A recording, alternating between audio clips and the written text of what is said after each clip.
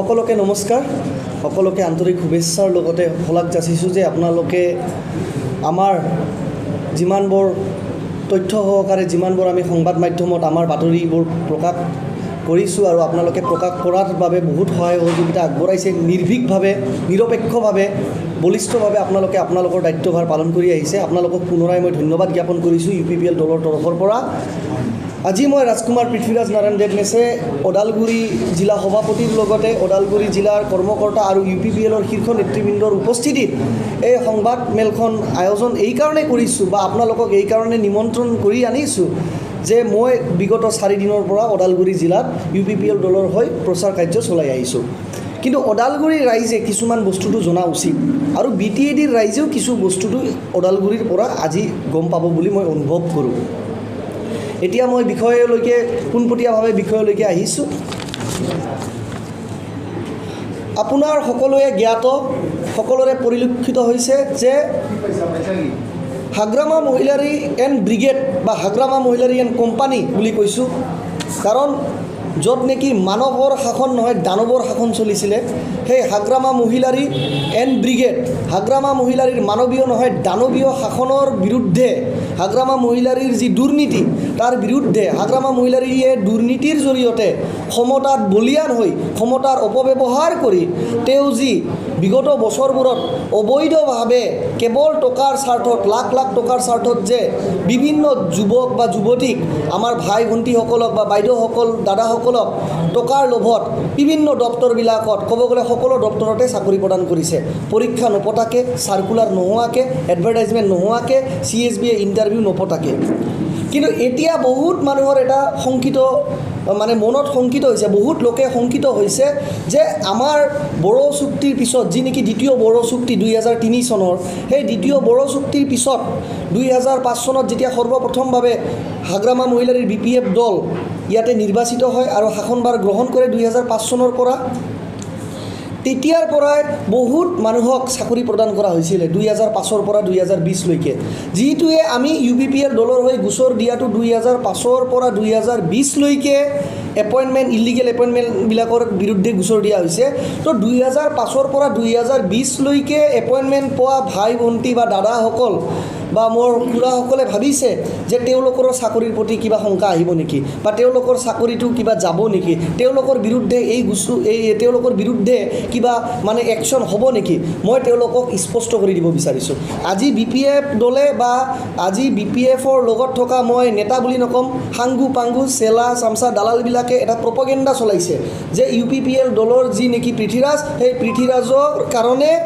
বহুত মানুহৰ চাকৰি যাব সেয়া সম্পূৰ্ণভাৱে অপপ্ৰচাৰ সেয়া সম্পূৰ্ণভাৱে ভুৱা মই স্পষ্টভাৱে কওঁ 2005 চনৰ পৰা 2020 লৈকে যিমানবোৰ মানুহে যুক্তিসংগতভাৱে চাকৰি পাইছিলে তেওঁলোকৰ চাকৰি নাযায় যোনে টকা দি যোনে যিবিলাক সাংগু পাংগুৱে EMক টকা দি চিপক টকা দি চাকৰি লৈছিলে তেওঁলোকৰহে যাব আৰু আপোনালোকে লিষ্ট চালে গম পাব নিশ্চিতভাৱে সাধাৰণ মানুহৰ ল'ৰা ছোৱালীয়ে বা সাধাৰণ ঘৰৰ ল'ৰা ছোৱালীয়ে টকা দি কিন্তু চাকৰি পোৱা নাই টকা দিলেও পোৱা নাই সেইবিলাক EMৰ সাংগু পাংগু যিমান ক্ল'জ এইডছ আছে দালালবিলাক আছে তেওঁলোকৰ যিমান ক'ব গ'লে ব্লাইণ্ড ডিচাইবলছ বুলি কৈছোঁ পাৰ্টি ফেল'ৱাৰ্ছ নহয় তেওঁলোকেহে চাকৰিটো পাইছে কমন পাব্লিক ইমান পোৱা নাই দ্বিতীয় ডাউটটো হৈছে যে শ্বহীদসকল আজি এটা প্ৰপগেণ্ডা চলাইছে BPF দলে যে আমাৰ গোচৰৰ বাবে বা হাগ্ৰামা মহিলাৰী এণ্ড ব্ৰিগেড হাগ্ৰামা মহিলাৰীৰ লগতে সকলো যিমানবোৰ ডিপাৰ্টমেণ্টৰ EMসকল আছিলে তেওঁলোকৰ বিৰুদ্ধে যি গোচৰ ৰুজু কৰা হৈছে সেই গোচৰৰ ভিত্তিত কিবা আমাৰ যে যিবিলাক শ্বহীদ আছিলে আমাৰ বড়োলেণ্ডৰ মুংখলং আছিলে বড়োলেণ্ডৰ আন্দোলনৰ লগত জড়িত থকা পৰিয়ালৰ যিমান আত্মীয় কুটুম্ব বা সদস্যই চাকৰি লাভালাভ কৰিছে বা চাকৰিত নিযুক্তিপ্ৰাপ্ত কৰিছে তেওঁলোকৰ চাকৰি যাব নেকি মই স্পষ্টভাৱে এয়াও স্পষ্টীকৰণ এটা দাঙি ধৰিব বিচাৰিছোঁ আপোনালোকৰ জৰিয়তে যে যিমানবোৰ বড়োলেণ্ডৰ শ্বহীদ আছে যিমানবোৰ বড়োলেণ্ডৰ শ্বহীদৰ আত্মীয় কুটুম্ব নিজৰ আত্মীয় স্বজন বা ল'ৰা সতি সন্তান যোনেই নহওক চাকৰিত নিযুক্তিপ্ৰাপ্ত পায় মানে চাকৰিত নিযুক্তি পাইছে বা তেওঁলোকে ফিক্স পে হওক বা ৰেগুলাৰ পেতে চাকৰি পাইছে আজি আমি জানো CSB BTAD গঠন হোৱাৰ লগে লগে CSB নাছিল চেণ্ট্ৰেল ছিলেকশ্যন বৰ্ড নাছিল কিন্তু তেতিয়াৰ চৰকাৰে 2005ৰ পৰা 2010 লৈকে মই স্পষ্টভাৱে কৈছোঁ 2005 2005 পৰা 2005 লৈকে যেতিয়া CSB তাৰমানে গঠন হোৱা নাছিল, চেণ্ট্ৰেল চিলেকশ্যন বৰ্ড গঠন হোৱা নাছিল, বহুত শ্বহীদৰ পৰিয়ালক তেওঁলোকে চাকৰি প্ৰদান কৰিছিলে, বহুত শ্বহীদৰ ল'ৰা ছোৱালীক চাকৰি প্ৰদান কৰিছিলে। কিন্তু দুখ লগাৰ কথা, আমি BPF-এ যে চাকৰি প্ৰদান কৰিছে সেইখিনি কথাক লৈ BPF-ক আমি শলাগ যাচিছোঁ যে আপোনালোকে কিবাটো ভাল কাম কৰিছে, 100টাৰ ভিতৰত এটা হ'লেও সেইটো ভাল কাম, বাকী 99টাটো বেয়াই কৰিলে। তো এতিয়া কথাটো হ'ল যিবিলাক 2005 পৰা 2010 লৈকে শ্বহীদৰ পৰিয়ালে চাকৰি লাভ কৰিছিলে সেইসকলে ভয় খাবলগীয়া কোনো কথা নাই। মই জানো আৰু এয়া দুখ লাগিবলগীয়া কথা, মই কৈছোঁ কি কাৰণে যে দুখ লগা কথা, যেতিয়া এজন শ্বহীদৰ পৰিয়ালক চাকৰি তেওঁলোকে প্ৰদান কৰে, তেওঁলোকে বা ল'বৰ কাৰণেহে তেওঁলোকে চাকৰি প্ৰদান কৰে, যেনিবা শ্বহীদৰ পৰিয়াল নহয়, তেওঁলোকে কিবা ভিখাৰীহে। হাগ্ৰামা মহিলাৰীয়ে শ্বহীদৰ পৰিয়ালক যেনেকৈ আপোনালোকৰ পৰ্টেলত কয় নহয় মই হেছটেগ দি গৈছোঁ, হাগ্ৰামা মহিলাৰীয়ে শ্বহীদৰ পৰিয়ালক ভিক্ষাৰীৰ দৰেহে তুলনা কৰিছে। মই ইভেন কি ভিক্ষাৰীও এটা মৰ্যাদাত থাকে, ভিক্ষাৰীৰো এটা অভিমান আছে, স্বাভিমান আছে, সকলোৱে ভিক্ষাৰীও নিজৰ মৰ্যাদা বিচাৰে, সকলোৱে মানুহ, আমি সকলোৱে মানুহ। কিন্তু বলিৰ কথা সজাই শ্বহীদৰ পৰিয়ালক তেওঁলোকে পৰিয়ালবৰ্গৰ সতি সন্তান সদস্যবিলাকক কি কৰিছে, চাকৰিত ৰাখিছে, কিন্তু কাগজ পাতিবিলাক হয়তো কিছুমানত হয়তো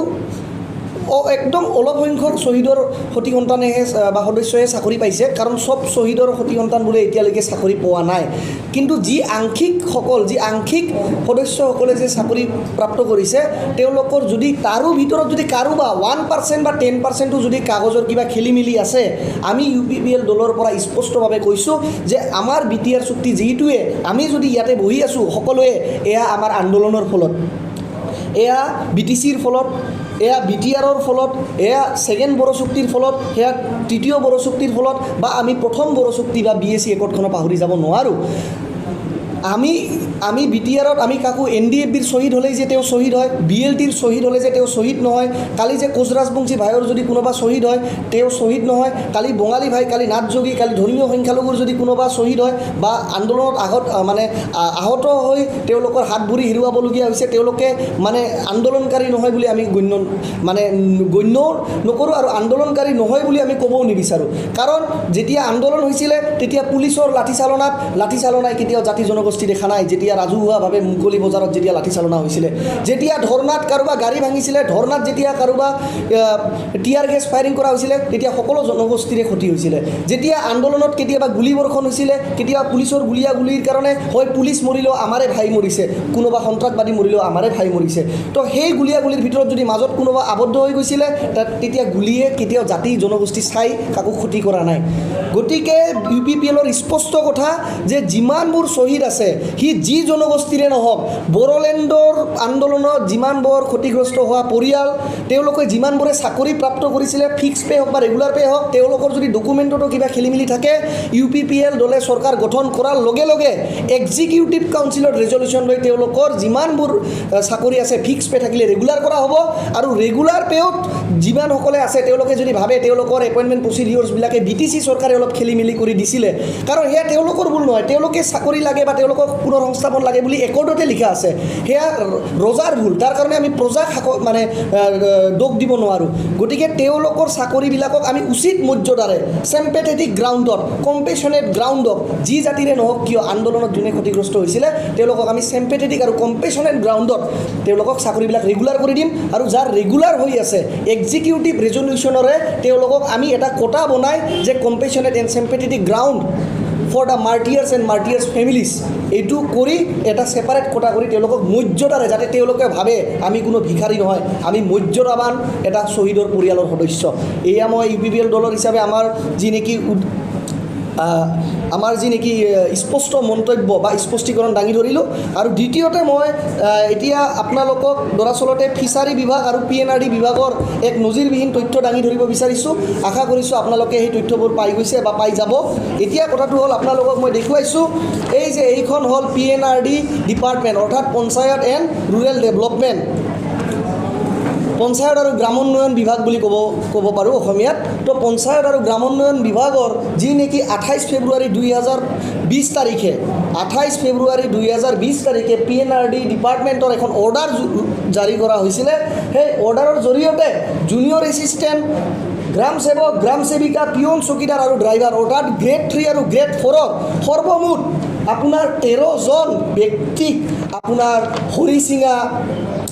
ডেভেলপমেণ্ট ব্লকত কোনো পৰীক্ষা নপতাকৈ কোনো আনুষ্ঠানিকভাৱে কোনো চাৰ্কুলাৰ প্ৰকাশ নকৰাকৈ 13জন ব্যক্তিক BPFৰ সাংগু পাংগুক 13জনক চাকৰিত নিযুক্তি প্ৰদান কৰিছে। এয়া PNRD বিভাগৰ দুৰ্নীতি, নিযুক্তি কেলেংকাৰী। আৰু PNRD বিভাগটো কোনে শাসন কৰিছিলে, PNRD বিভাগ কোনে চলাইছিলে, যিটো BTC মানে চাপ্লাই। গতিকে PNRD বিভাগটো হাগ্ৰামা মহিলাৰী ডাঙৰীয়াই বিগত 15 বছৰ বা 17 বছৰে নিজৰ হাতৰ পৰা এৰিয়ে নিদিলে। তো হাগ্ৰামা মহিলাৰীৰ বিভাগৰ এয়া কেলেংকাৰী। হয়তো তেতিয়া ভাবিছিলে মই হাগ্ৰামা মহিলাৰীৰ বিৰুদ্ধে কিয় গোচৰ ৰুজু কৰিলোঁ, মইতো ট্ৰেন্সপৰ্ট ডিপাৰ্টমেণ্টৰ বিৰুদ্ধেহে কৰিব লাগিছিলে। সেইটো হ'ল হাগ্ৰামা মহিলাৰীৰ বিভাগৰ নিজৰ স্বৰূপ। 13জন ব্যক্তিক তেওঁলোকৰ সাংগু পাংগুক তেওঁলোকে হৰিচিঙা ডেভেলপমেণ্ট ডেভেলপমেণ্ট ব্লকত কোনো পৰীক্ষা নপতাকৈ কোনো আনুষ্ঠানিকভাৱে এডভাৰটাইজমেণ্ট নোহোৱা কৰি তেওঁলোকে চাকৰি প্ৰদান কৰিছিলে। নিৰ্বাচনৰ অলপ কেইদিন আগতে তেওঁলোকে নিৰ্বাচনী বৈতৰণি পাৰ কৰিবৰ কাৰণে এই নীতি গ্ৰহণ কৰিছিলে, এই দুৰ্নীতি বা বক্ৰ পথেৰে চাকৰি দিয়াৰ মানে নীতি গ্ৰহণ কৰিছিলে। আৰু দ্বিতীয়তে অৱশেষত মই আপোনালোকৰ ওচৰত এইটো দাঙি ধৰিব বিচাৰিছোঁ, আপোনালোকে নিশ্চিতভাৱে এই অৰ্ডাৰ কপিখনো পাই যাব, যে আপোনাৰ ফিচাৰিজ আমাৰ গণ্যমান্য যি নেতা, ক'ব গ'লে দাম্ভিক বিয়াগুম নেতা বুলি নিজকে দাবী কৰে চামচুন্দি ডাঙৰীয়া। চামচুন্দি 5 নং চেৰফাঙৰ যি তাৰমানে আউটগোয়িং MCLA বা BTADৰ আউটগোয়িং EM কাৰ্যবাহী সদস্য ফিচাৰী আৰু এনিমেল হাজবেণ্ডাৰী এণ্ড ভেটেনাৰী। তো তেওঁ ফিচাৰী ডিপাৰ্টমেণ্টত কি কৰিছে তাৰ নমুনা মই দাঙি ধৰিব বিচাৰিছোঁ। মই নমুনাটো এইটোৱেই দাঙি ধৰিব বিচাৰিছোঁ যে চাওক, office of the joint director কাম CSD ফিচাৰী ডিপাৰ্টমেণ্ট, চিঠিৰ আপোনাৰ ডেট হৈছে 7 মাৰ্চ 2020। 7 মাৰ্চ 2020, আই ৰিপিট 7 মাৰ্চ 2020। ফিচাৰী ডিপাৰ্টমেণ্টত 7 মাৰ্চ 2020ত LDA আৰু পিয়ন অৰ্থাৎ একেই তৃতীয় বৰ্গ আৰু চতুৰ্থ বৰ্গৰ গ্ৰেড 3 আৰু গ্ৰেড 4ৰ আপোনাৰ সৰ্বমুঠ 14জন ব্যক্তিক ফিচাৰীৰ CSDয়ে পোনপটীয়াভাৱে EMৰ ডাইৰেকশ্যনত স্পষ্টভাৱে লিখা আছে, কোনো CSB বা চেণ্ট্ৰেল চিলেকশ্যন বৰ্ড বা বাছনি প্ৰক্ৰিয়া নোহোৱা কৰি, চাৰ্কুলাৰ নোহোৱা কৰি চামচুন্দি ডাঙৰীয়াই কেৱল নিজৰ স্বাৰ্থৰ বাবে তেওঁ 14জন মানে প্ৰাৰ্থীক, 14জন কেণ্ডিডেটক বিনা পৰীক্ষাত টোটেলি কেৱল পইচাৰ লেনদেনেৰে তেওঁ আপোনাৰ 7 মাৰ্চ 2020 তাৰিখে 14জনক ফিচাৰী বিভাগত নিযুক্তি প্ৰদান কৰে, পিয়ন, চকীদাৰ, তাৰপিছত আপোনাৰ গ্ৰেড 3 জুনিয়ৰ এছিষ্টেণ্ট বা LDA। তো এইখিনিয়ে কৈ মই সামৰিব বিচাৰিছোঁ, কিন্তু আশা কৰোঁ আপুনি এই স্পষ্টীকৰণটো ভালকৈ দাঙি ধৰিব যে চামচুন্দি ডাঙৰীয়াৰ যিটো 5 নং, মই ওদালগুৰিত আহিছোঁ, 5 নং চেৰফাঙৰ যি নেকি তেওঁৰ দুৰ্নীতি, এয়া এক নমুনা। হাগ্ৰামা মহিলাৰীৰ বিৰুদ্ধে যিটো গোচৰ ৰুজু কৰা হৈছে, তো হাগ্ৰামা মহিলাৰী নিজেও কেনেকৈ দোষী, মই কোৱা নাই যে তেওঁ চিফ হিচাপে তেওঁৰ ডাইৰেকশ্যনত চব বিভাগতে হৈছে, কিন্তু মই তেওঁৰ নিজৰ গ্ৰাম উন্নয়ন বিভাগত হোৱা নিযুক্তি কেলেংকাৰী দাঙি ধৰিছোঁ। আৰু তৃতীয়তে 2005ৰ পৰা 2010লৈকে যিমানবোৰ ব্যক্তি বা যিমানবোৰ প্ৰাৰ্থীয়ে চাকৰি লাভ কৰিছিলে, যোনে শ্বহীদৰ পৰিয়ালৰ আছিলে, বা 2015লৈকেও যোনে চাকৰি লাভ কৰিছিলে, বা আজিৰ ডেটলৈকেও যোনে শ্বহীদৰ পৰিয়ালৰ হোৱাৰ বাবে চাকৰি লাভ কৰিছিলে, বা আন্দোলনত জড়িত থকাৰ বাবে একৰ্ডৰ মানে ক্লজৰ অনুযায়ী চাকৰি লাভ কৰিছিলে, তেওঁলোকক যদি উচিত মৰ্যাদাৰে চাকৰি দিয়া হোৱা নাছিল, যদি কিবা খেলি মেলিও আছিল, UPPL এক্সিকিউটিভ কাউন্সিলৰে সেই চাকৰিটোকে ফিক্স পে থাকিলে ৰেগুলাৰ কৰি দিব, আৰু ৰেগুলাৰো যদি হৈ আছে, যদি কিবা খেলি মেলি হৈ আছে, তেতিয়াহ'লে তাক আমি চেম্পেথেটিক আৰু কম্পেশ্যনেট গ্ৰাউণ্ডত এক্সিকিউটিভ কাউন্সিল গভৰ্ণমেণ্ট হোৱাৰ পিছত এক কাৰ্যবাহী সদস্যসমূহে বহি কেবিনেট ডিচিশ্যনৰ জৰিয়তে তেওঁলোকৰ চাকৰিবিলাক একদম ৰেগুলাৰ কৰি দিয়া হ'ব। ইয়াক লৈ শংকিত হ'বলগীয়া কোনো নাই, কাৰণ আমি সকলোৱে জানো যে যিমানবোৰ চাকৰিৰ দুৰ্নীতি বা কেলেংকাৰী হৈছিলে, সেইবিলাক ক'ব গ'লে একদম সঁচা কথাত ক'ব গ'লে 2015 চনৰ পিছতহে হৈছিলে। 2015 চনৰ আগত আমি ইমান চাকৰি কেলেংকাৰী দেখা নাছিলোঁ। 2015 চনৰ পিছতহে বক্ৰ পথেৰে দুৰ্নীতিৰ জৰিয়তে যেতিয়া ক্ষমতা মূৰত চৰে, যেতিয়া মানসিকভাৱে বিকাৰগ্ৰস্ত হৈ যায়, ক্ষমতা মূৰত চৰিলে, মূৰত উঠাৰ পিছত তেওঁলোকে 2015 পিছত ফৰেষ্টাৰত বোলে 7 লাখ 10 লাখ টকা দিব লাগে, কিছুমান গ্ৰেড 3ত বোলে 5 লাখৰ পৰা 6 লাখ টকা দিব লাগে। 2015 চনৰ পিছতহে হৈছিলে। আৰু মই এলিগেশ্যনটো কোৱা নাই, মই প্ৰত্যাহ্বান জনাইছোঁ ওদালগুৰিৰ যিকোনো যুৱৰাজ বুলি দাবী কৰা বনজাৰ দৈমাৰীয়ে হওক, যুৱৰাজ বুলি দাবী কৰা বনজাৰ দৈমাৰীৰে সাংগু পাংগু, কাৰণ বনজাৰ দৈমাৰীৰ সন্মুখত এই একে কলিগ হ'লেও EM চামচুন্দিৰ কোনো মূল্য নাই, জগদীশ চৰকাৰৰ কোনো মূল্য নাই। সেইবিলাক EM হ'লেও বনজাৰ দৈমাৰীৰ লগত তেওঁ সাংগু পাংগুহে। বনজাৰ দৈমাৰী হ'ল যুৱৰাজ ৰজা। তো গতিকে বনজাৰ দৈমাৰীকে ধৰি তেওঁৰ সাংগু পাংগু EM চামচুন্দি, তাৰপিছত জগদীশ চৰকাৰ যি নেকি ট্ৰেন্সপৰ্টতো অনৈতিকভাৱে ৰবিনসন মুছাহাৰী যি নেকি আমাৰ প্ৰাক্তন সচিব প্ৰধান বা প্ৰধান সচিব আছিলে BTC তেওঁৰ ল'ৰাকো যি চাকৰি প্ৰদান কৰিছে আৰু তাৰ লগতে আঠজনক অনৈতিকভাৱে চাকৰি প্ৰদান কৰিছে তেওঁলোকক মই মুকলিভাৱে প্ৰত্যাহ্বান জনাইছোঁ তেওঁলোকৰ যদি সৎসাহস আছে আৰু ৰাজনৈতিকত সকলোৱে সংবাদ মাধ্যমত প্ৰত্যাহ্বান জনায় এয়া বোধহয় আপোনালোকে দেখাটো বহুত দেখিছে কিন্তু মই তেওঁলোকক স্পষ্টভাৱে কৈছোঁ প্ৰত্যাহ্বান নহয় আপোনালোকে লাইভ এটা টক শ্ব'ত আহক আপোনালোকক মই ডকুমেণ্টছকেইটা UPPLৰ দলৰ হৈ মই ডকুমেণ্টছকেইটা দাঙি ধৰিম আৰু আপোনালোকে কেলেই এপইণ্টমেণ্ট দিছিলে আৰু কিয় আপুনি শ্বহীদৰ পৰিয়ালক যেতিয়া এপইণ্টমেণ্ট দিছিলে কিয় উচিত মৰ্যাদাৰে আপোনালোকে কম্পেশ্যনেট গ্ৰাউণ্ড আৰু মাৰ্টিয়াৰ্ছ ফেমিলি বুলি মেনশ্যন নকৰা কৰি দিছিলে তাৰমানে আপোনালোকে খালী মানুহক ইউজ এণ্ড থ্ৰ'হে কৰিব বুলি বিচাৰে নেকি এয়াই মোৰ প্ৰশ্ন ধন্যবাদ আপোনালোকে উপস্থিত হৈছে কিবা প্ৰশ্ন যদি উত্থাপন কৰিবলগীয়া আছে অনুৰোধ জনাইছোঁ সুধিব পাৰে